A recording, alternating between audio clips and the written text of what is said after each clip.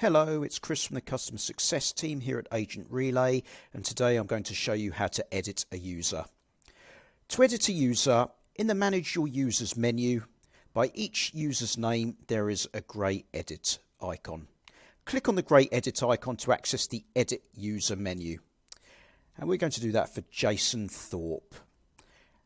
Okay, in this menu it will allow you to change the name, the role, the profile picture, the phone number, WhatsApp number, and the Facebook Messenger username. The actual username and the email address cannot be changed. If an email address needs to be changed, the user profile will need to be set up again. An admin also has the option to reset passwords for agents, which is here, with the green Reset Password button.